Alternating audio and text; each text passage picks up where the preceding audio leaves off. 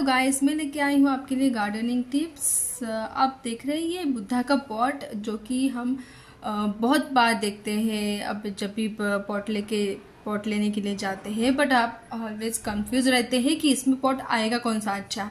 देखिए, मैंने यहाँ पे लगा है पालम पाम, जो कि बहुत अच्छे से आया है, बहुत अच्छे से खिला भी है।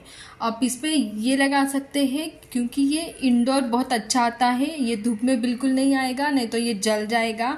और इंडोर ये बहुत अच्छा भी दिखता है। जहाँ तक आप देख सकते हैं, मैंने इसको टीवी यूनिट के पास रखा है और बहुत सुंदर दिख रहा है। और इसका एक बेनिफिट ये है कि ये नेचुरल प्यूरिफायर है, तो आपको नेचर के साथ साथ आपको डेकोरेशन के लिए बहुत अच्छा लगेगा।